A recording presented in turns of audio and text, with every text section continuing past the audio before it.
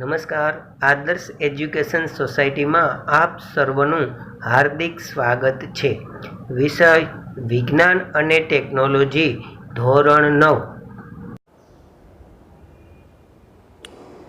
મિત્રો, 32મો પ્રશ્ન છે, આલેખનું મહત્ત્વ સમજાવો. ઘણી બધી ઘટનાઓ એવી હોય કે બનાવો એવા છે જેના વિશેની માહિતી જોઈતી હોય તો આલેખની મદદથી સરળતાથી મેળવી શકાય છે. એક સુરેખ સમીકરણ હોય, એમાં બે ચલ આવેલા હોય એવા દ્વિચલ સુરેખ સમીકરણનો ઉકેલ છે એ આલેખની મદદથી આપણે મેળવી શકીએ છીએ. પદાર્થની ગતિનું વર્ણન કરવું હોય તો પદાર્થની ગતિનું વર્ણન કે ગતિનો અભ્યાસ છે એ પણ આલેખની મદદથી થઈ શકે છે. આમ આલેખનું મહત્ત્વ છે અનેક ઘટનાઓ સમજવા માટે થાય છે. મિત્રો, જવાબ ઉપર જઈએ છીએ. ઘણી બધી જુદી જુદી ઘટનાઓ કે બનાવને લગતી મૂળભૂત માહિતી આલેખની મદદથી સરળતાથી મેળવી શકાય છે. કોઈ પણ ઘટના હોય કે બનાવ હોય એના વિશેની મૂળભૂત માહિતી જોઈતી હોય તો એના આલેખ દોરવામાં આવે તો એ ઘટના વિશેની સમજૂતી આપણે મેળવી શકીએ છીએ. દાખલા તરીકે, એક દિવસીય ક્રિકેટ મેચના પ્રસારણ દરમિયાન ઊભા સ્તંભ આલેખ વડે ટીમનો રન રેટ, રનનો દર જેને કહેવાય રન રેટ, દરેક ઓવરમાં કેટલો છે એ જાણી શકાય છે. ઓવર દીઠ રન રેટ જાણવો હોય તો એ ગ્રાફની મદદથી આપણે જાણી શકીએ છીએ. એવી જ રીતે બે ચલ એટલે કે એમાં એક્સ અને વાય એવા બે ચલ આવેલા છે એવા સુરેખ સમીકરણનો ઉકેલ મેળવવા માટે પણ આલેખ છે એ મદદરૂપ થાય છે. આલેખની મદદથી દ્વિચલ સુરેખ સમીકરણનો ઉકેલ છે એ મેળવી શકાય છે. પદાર્થની ગતિનું વર્ણન કરવા માટે સુરેખ આલેખનો ઉપયોગ થાય છે. આ કિસ્સામાં સુરેખ આલેખ એક ભૌતિક રાશિ જેમ કે અંતર અથવા વેગ બીજી ભૌતિક રાશિ જેમ કે સમય ઉપર આધારિત છે એવું દર્શાવે છે. મિત્રો, અંતર વિરુદ્ધ સમયનો આલેખ પણ દોરી શકાય અને વેગ વિરુદ્ધ સમયનો આલેખ પણ દોરી શકાય અને પદાર્થની ગતિનું વર્ણન થતું હોય છે.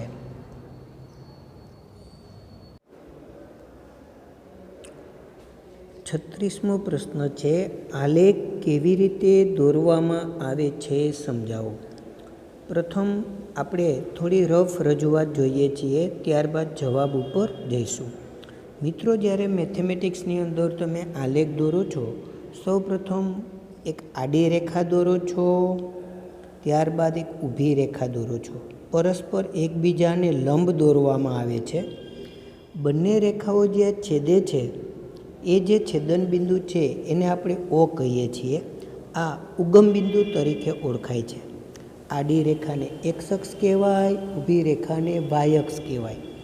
એક્સ અક્ષ ઉપર સ્વતંત્ર ચલરાશિ દર્શાવાય, વાય અક્ષ ઉપર પરતંત્ર ચલરાશિ દર્શાવાય.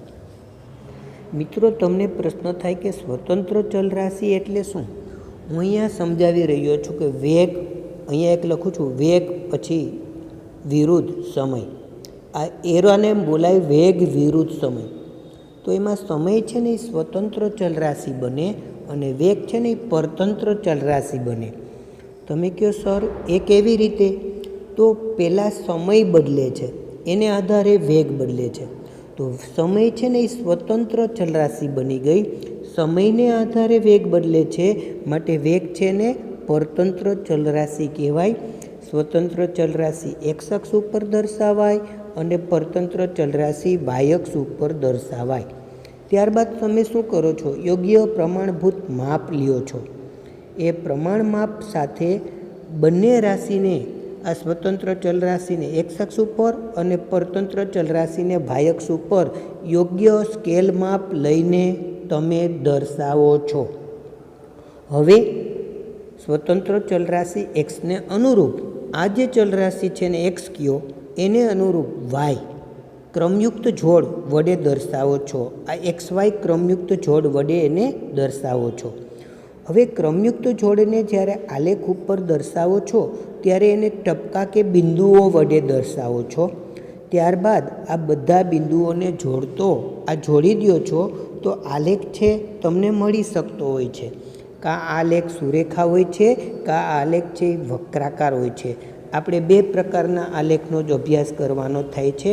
એમાં 9th સ્ટાન્ડર્ડમાં આપણે માત્ર સુરેખ આલેખનો જ અભ્યાસ કરીશું.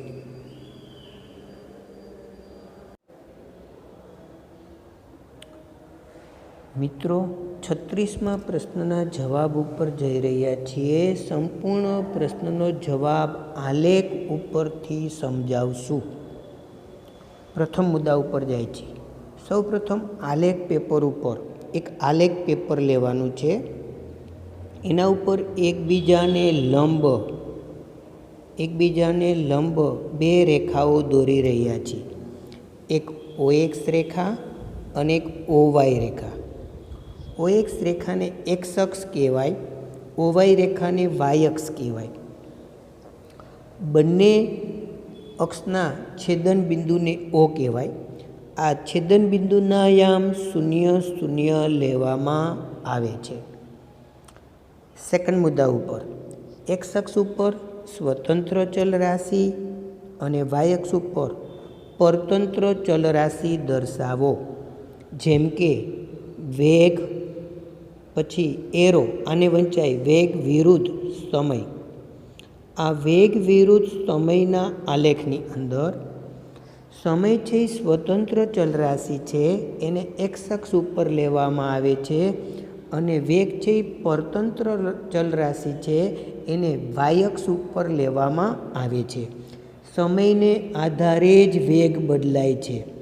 પહેલાં સમય બદલાય એટલે એ સ્વતંત્ર ચલ રાશિ, આમને આધારે વેગ બદલાય માટે વેગ છે એ પરતંત્ર ચલ રાશિ ગણાય. ત્રીજા મુદ્દા ઉપર X અક્ષ અને Y અક્ષ પર યોગ્ય પ્રમાણભૂત માપ સાથે. હવે તમે પ્રમાણભૂત માપ લઈ લેશો અને પ્રમાણભૂત માપ સાથે બંને રાશિના મૂલ્યોને X અક્ષ અને Y અક્ષ ઉપર દર્શાવવાના રહેશે. ઉગમ બિંદુ પર બંને રાશિના મૂલ્યો 0 લેવામાં આવે છે. ચોથા મુદ્દા ઉપર જઈએ છીએ. સ્વતંત્ર ચલ રાશિ Xને અનુરૂપ પરતંત્ર ચલ રાશિ Y થી રચાતી ક્રમયુક્ત જોડ XY ને આલેખ પેપર ઉપર બિંદુઓ વડે દર્શાવવામાં આવે છે. એટલે કે Xને અનુરૂપ Y ક્રમયુક્ત જોડ છે એ આપણે ડોટ કે ટપકા વડે દર્શાવીએ છીએ. હવે પાંચમા મુદ્દા ઉપર આ બધા બિંદુઓને જોડતો વક્ર અથવા સુરેખા દોરો. આ રીતે તમને આલેખ મળી જશે. આ રીતે મળતા આલેખનું સ્વરૂપ કાં એ આલેખ સુરેખ હશે, કાં આલેખ વક્રાકાર હશે. મિત્રો, 9મા ધોરણની અંદર માત્ર સુરેખ આલેખનો અભ્યાસ કરવાનો થશે.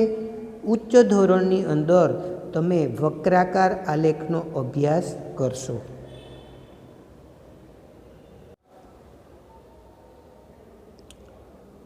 33મો પ્રશ્ન એક પેટા પ્રશ્ન છે, જે આગળના પ્રશ્નો સમજવા માટે ખૂબ જ ઉપયોગી થશે. આગળ એક પ્રશ્ન આવો આવશે: અંતરવિરુદ્ધ સમયના આલેખના ઉપયોગો જણાવો. મિત્રો, જ્યારે અંતરવિરુદ્ધ સમયના આલેખના ઉપયોગોનું વર્ણન આપણે કરતા હશું ત્યારે આ પ્રશ્નો માત્ર માહિતી ખાતર ઉપયોગી થશે. માટે આ કોઈ પરીક્ષાલક્ષી પ્રશ્ન ન સમજવો, માત્ર એક પેટા પ્રશ્ન છે અને એની માહિતી છે એકદમ સરળ રીતે આપવા માટે આપણે જઈ રહ્યા છીએ. ક્વેશ્ચન એવો છે: અચળ ઝડપ. મિત્રો, અચળ ઝડપ શબ્દ ત્યારે જ બોલાય સમયના એક સરખા ગાળામાં પદાર્થે કાપેલું અંતર એક સરખું હોય. એક સરખા સમયગાળામાં જો કોઈ પદાર્થ એક સરખું અંતર કાપે તો એ પદાર્થ અચળ ઝડપથી ગતિ કરે છે એવું કહી શકાય. અચળ ઝડપથી ગતિ કરતા પદાર્થ માટે અંતર વિરુદ્ધ સમયનો આલેખ દોરો. મિત્રો, હમણાં જ આપણે એક પ્રશ્ન ભણી ગયા કે આલેખ કેવી રીતે દોરવામાં આવે છે. તમારે અહીંયા કોઈ 9th સ્ટાન્ડર્ડની અંદર કોઈ આલેખ દોરવાના થતા નથી, માત્ર સમજૂતી મેળવવાની થાય છે. જો અંતર વિરુદ્ધ સમય બોલું ને એટલે તમને તરત જ ખ્યાલ આવવો જોઈએ કે સમય છે ને એ સ્વતંત્ર ચલરાશિ બને, અંતર છે ને પરતંત્ર ચલરાશિ બને. કારણ કે સમયને આધારે અંતર બદલાય છે. પહેલાં સમય બદલાય છે, એને આધારે અંતર બદલાય છે. માટે સમયને આપણે એક્સ અક્ષ ઉપર લઈશું અને અંતરને આપણે વાય અક્ષ ઉપર લઈશું. પછી તમને યોગ્ય લાગે એવો સ્કેલ માપ તમે લઈ શકો છો. એ પરથી ઝડપ કેવી રીતે શોધી શકાય. મિત્રો, માત્ર આગળના પ્રશ્ન સમજવા માટે વિશેષ માહિતી આપી રહ્યો છું, પરીક્ષાલક્ષી પ્રશ્ન નથી. ઝડપનું સૂત્ર આવું છે કે ઝડપ બરાબર અંતરના છેદમાં સમય, અંતર છેદ સમય. જો તમે અંતર પકડી આવ્યો અને સમય પકડી આવો તો તમને ઝડપ મળી શકે. અહીંયા તમને કોઈ પણ પ્રકારના મૂલ્યો આપેલા હોય છે. સપોઝ કે 40 સેકન્ડ છે, એને આધારે તમે એ બિંદુ નક્કી કરેલું છે અને બી બિંદુ નક્કી કરેલું છે. હવે એ બી બિંદુ જે નક્કી કરેલા છે, આ એક સીધો ગ્રાફ તમને મળી રહ્યો છે. અંતર વિરુદ્ધ સમયનો આલેખ એક સીધી રો મળી રહ્યો છે જે ઉગમ બિંદુમાંથી પસાર થઈ રહ્યો છે. જો તમારે ઝડપ શોધવી હોય તો ઢાળ શોધવો જોઈએ. તમે મને પ્રશ્ન કરો કે સર ઢાળ એટલે શું? હું એમ કહું છું કે તમે ઝડપ ગોતી આવો ને, એ ઝડપ છે ને એ ઢાળ બનશે. અંતર છેદ સમય એ જે મૂલ્ય મળશે એ ઢાળનું મૂલ્ય મળશે. એ કોઈ પણ બિંદુ આગળ તમે ગોતવા માટે જશો તો એક સરખું જ મળશે. એટલે કે ગ્રાફ ઉપર કોઈ પણ બિંદુએ ઝડપ અચળ મળશે. સપોઝ કે હું અહીંયા એક આડી રેખા દોરું છું, ત્યાંથી હું એક ઊભી રેખા દોરું છું. મિત્રો, આ ઊભો કટકો જે મને મળે ને સ્કેલ, એ મને અંતરનું મૂલ્ય મળે. આડો કટકો જે સ્કેલ મને મળે ને એ સમયનું મૂલ્ય મળે. હું ઊભો કટકાનું મૂલ્ય મૂકી દઉં ઝડપના સૂત્રમાં અને આડા કટકાનું જે મૂલ્ય છે એ પણ ઝડપના સૂત્રમાં મૂકી દઉં તો મને ઝડપ બરાબર અંતરના છેદમાં સમય ઉપરથી અહીંયા ઢાળ મને મળી શકે. કોઈ પણ બિંદુ આગળ તમે ઢાળ ગોતશો તો એક સરખો જ જવાબ મળશે. શું કામે? કારણ કે પદાર્થ અચળ ઝડપથી ગતિ કરી રહ્યો છે.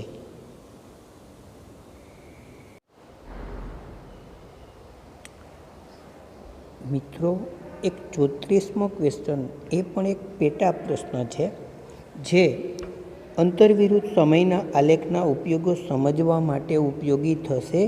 આ કોઈ પરીક્ષાલક્ષી વસ્તુ છે નહીં. આગળ જતાં 11 સાયન્સની અંદર અહીંયા જે ગ્રાફ બતાવેલો છે એ ગ્રાફ છે એ સમજેલું હશે તો કામ આવશે. હવે પ્રશ્ન એ રીતનો આપેલો છે કે પ્રવેગી ગતિ માટે યોગ્ય ઉદાહરણ લઈને અંતર વિરુદ્ધ સમયનો આલેખ દોરો અને ટૂંકમાં સમજાવો. મિત્રો, સૌથી પહેલાં તો પ્રવેગી ગતિ શબ્દ આપણે ભણી ગયા છીએ. પ્રવેગી ગતિ એને કહેવાય સમય સાથે એક સરખા સમયગાળામાં પદાર્થના વેગમાં થતો વધારો એક સરખો નથી. એટલે કે સમય સાથે પદાર્થના વેગમાં વધારો થતો હોય તો પદાર્થની ગતિ છે એ પ્રવેગી ગતિ છે એમ કહેવાય. પ્રવેગી ગતિ માટે પ્રવેગનું મૂલ્ય હંમેશા ધન લેવાય. એનાથી ઉલટો શબ્દ, સમય સાથે પદાર્થના વેગમાં ઘટાડો થતો હોય તો પદાર્થની ગતિ છે એ પ્રતિપ્રવેગી ગતિ છે એમ કહેવાય. પ્રતિપ્રવેગી ગતિની અંદર પદાર્થના પ્રવેગનું મૂલ્ય હંમેશા ઋણ મળે. આવી બધી જ વસ્તુ આપણે ભણી ગયા છીએ. અહીંયા અંતર વિરુદ્ધ સમયના આલેખ ઉપરથી પ્રવેગી ગતિ સમજાવવાની કીધેલી છે. સમય છે ને એ સ્વતંત્ર ચલરાશિ બનશે, એને એક અક્ષ ઉપર લઈશું. અંતર છે ને એ પરતંત્ર ચલરાશિ બનશે, એને વાય અક્ષ ઉપર લઈશું. કોઈ એક દ્રષ્ટાંતની મદદથી ગ્રાફ દર્શાવેલો છે કે ગ્રાફ છે અર્ધ પરવલય આકાર મળી રહ્યો છે. મિત્રો, સમય વધતા ઝડપ પણ વધે છે. ઝડપનું સૂત્ર એવું છે કે ઝડપ બરાબર અંતરના છેદમાં સમય.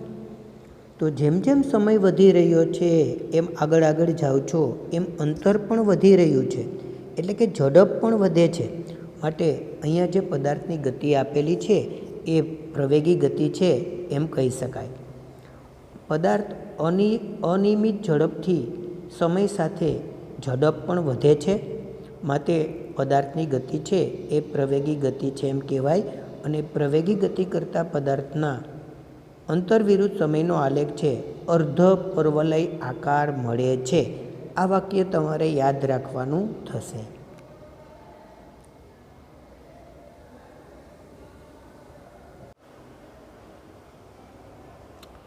40મો પ્રશ્ન એક અગત્યના પ્રશ્ન ઉપર આપણે જઈ રહ્યા છીએ.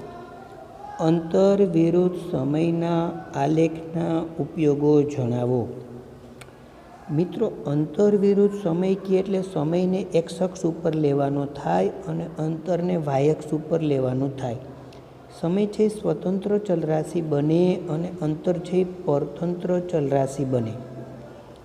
સૌથી પહેલો ઉપયોગ એવો છે, કોઈપણ પદાર્થની ગતિનો પ્રકાર જાણવો હોય ને તો અંતર વિરુદ્ધ સમયના આલેખના ઉપયોગની મદદથી જાણી શકાય. ગતિ બે પ્રકારની હોય છે, કાંઈ નિયમિત ગતિ હોય, કાંઈ અનિયમિત ગતિ હોય. અહીંયા મેં બે ગ્રાફ દર્શાવેલા છે. અંતર વિરુદ્ધ સમયના આલેખમાં જો સુરેખા ગ્રાફ મળે ને તો એ પદાર્થની ગતિ છે એ નિયમિત ગતિ કરે છે એમ કહી શકાય. પહેલાં એ સમય સાથે અંતર વધે છે, પાછું ઘટે છે, પાછું વધે છે ને ઘટે છે. આ જે સેકન્ડ ગ્રાફની ગતિ બતાવેલી છે ને એ પદાર્થ અનિયમિત ગતિ કરે છે. અહીંયા કોઈ સુરેખા મળતી નથી. વાંકી ચૂકી જે રેખા મળી રહી છે, ગ્રાફ મળી રહ્યો છે, એવું દર્શાવે છે કે પદાર્થની ગતિ છે અનિયમિત ગતિ છે એવું કહી શકાય. આમ અંતર વિરુદ્ધ સમયના આલેખ ઉપરથી પદાર્થની ગતિનો પ્રકાર જાણી શકાય છે. જેમ કે પદાર્થ નિયમિત ગતિ કરે છે કે અનિયમિત ગતિ કરે છે તે અંતર વિરુદ્ધ સમયના આલેખ ઉપરથી કહી શકાય.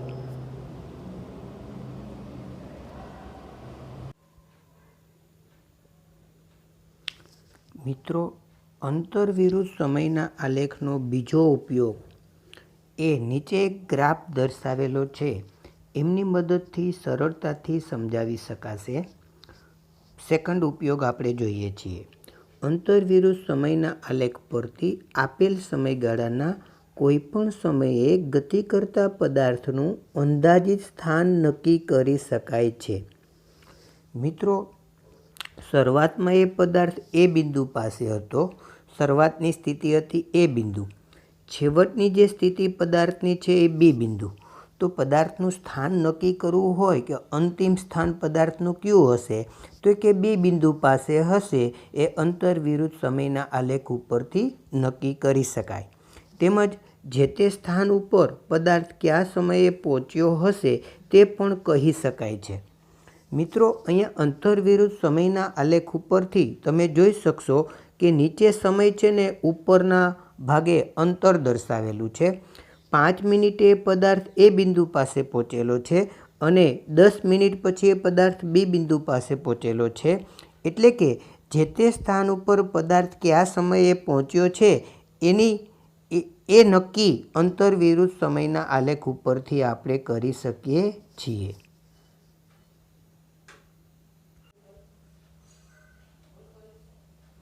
અંતર વિરુદ્ધ સમયના આલેખનો ત્રીજો ઉપયોગ પણ નીચેના ગ્રાફની મદદથી સમજી શકાશે.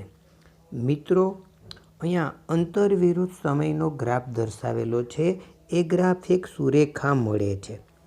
જો અંતર વિરુદ્ધ સમયનો આલેખ સુરેખા મળતો હોય તો એનો ઢાળ તમે લ્યો તો ઢાળ છે એ નિયમિત ગતિ કરતા પદાર્થનું ઝડપનું મૂલ્ય આપે છે. મિત્રો, આગળ આપણે એક પેટા પ્રશ્નમાં ભણી ગયા કે ઝડપ શોધવી હોય તો ઝડપનું સૂત્ર છે અંતરના છેદમાં સમય. હું અહીંયા એક ત્રાસી રેખા દોરું છું સુરેખ ગ્રાફ ઉપર અને એક ઊભી રેખા દોરું છું. ઊભા રેખાખંડને હું એ બી કહી દઉં, એ અંતરનું મૂલ્ય દર્શાવશે અને સીબી રેખાખંડ છે સમયનું મૂલ્ય દર્શાવશે. મારે ઝડપ જોતી હોય તો ઝડપનું સૂત્ર એવું છે કે ઝડપ બરાબર અંતરના છેદમાં સમય. મિત્રો, એ જે ઝડપ છે ને એ અંતર છેદ સમય એ તમને ઢાળનું મૂલ્ય દર્શાવશે. આમ અંતર વિરુદ્ધ સમયના આલેખ ઉપરથી સુરેખાના ઢાળ પરથી નિયમિત ગતિ કરતા પદાર્થના ઝડપનું મૂલ્ય શોધી શકાય છે.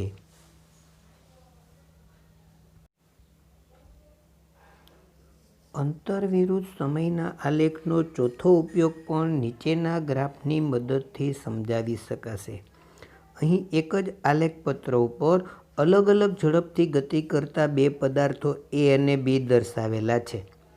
આ બંને પદાર્થોની ઝડપની સરખામણી એ અંતર વિરુદ્ધ સમયના આલેખની મદદથી કરી શકાય છે. મિત્રો, એ પદાર્થ ઝડપથી ગતિ કરે છે કે બી પદાર્થ ઝડપથી ગતિ કરે છે, બંનેની ઝડપની સરખામણી કરવી હોય તો અંતર વિરુદ્ધ સમયના આલેખની મદદથી નક્કી કરી શકાય. તમે કહો સર એ કેવી રીતે? અહીંયા એ પદાર્થ જ્યારે ગતિ કરતો હોય ત્યારે એક ત્રાસો રેખાખંડ દોરો ગમે તે જગ્યાએ, પછી ત્યાં એક ઊભો રેખાખંડ દોરો. ઊભો રેખાખંડ છે ને અંતરનું મૂલ્ય દર્શાવશે. આ જે ત્રાસો રેખાખંડ છે એ સમયનું મૂલ્ય દર્શાવશે. તમે ઝડપનું સૂત્ર એવું છે કે ઝડપ બરાબર અંતરના છેદમાં સમય, એની કિંમત મૂકશો તો એ પદાર્થનો ઢાળ મળશે કે એ પદાર્થની ઝડપ મળશે.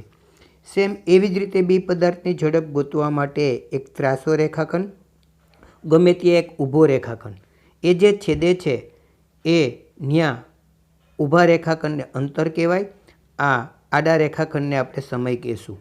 ન્યા ઝડપના સૂત્ર ઉપરથી ઝડપ બરાબર અંતરના છેદમાં સમય ઉપરથી એ ઢાળનું મૂલ્ય ગોતી આવો.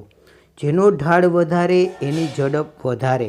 આમ અંતર વિરુદ્ધ સમયના આલેખ ઉપરથી એક જ આલેખપત્ર ઉપર અલગ અલગ ઝડપથી ગતિ કરતા બે પદાર્થોની ઝડપની સરખામણી કરી શકાય છે. અંતર વિરુદ્ધ સમયનો આલેખનો પાંચમો ઉપયોગ પણ ઉપર દોરેલા ગ્રાફની મદદથી સરળતાથી સમજી શકાશે. અહીં એક જ આલેખપત્ર ઉપર બે અલગ અલગ ઝડપથી ગતિ કરતા બે પદાર્થો એ અને બી દર્શાવેલા છે. બેની ઝડપ અલગ અલગ છે.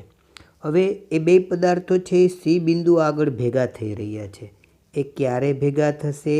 અહીંથી આ સમયગાળો, નીચેના ભાગમાંથી સમયગાળો ક્યારે મળશે અને કેટલા અંતરે મળશે એ પણ અંતર વિરુદ્ધ સમયના આલેખની મદદથી જાણી શકાય છે. આમ એક જ આલેખપત્ર પર જુદી જુદી ઝડપથી ગતિ કરતા બે પદાર્થો એકબીજાને ક્યાં અને ક્યારે મળશે એ અંતર વિરુદ્ધ સમયના આલેખ ઉપરથી જાણી શકાય છે. આપ સર્વ મારી સાથે જોડાયા તે બદલ આભાર.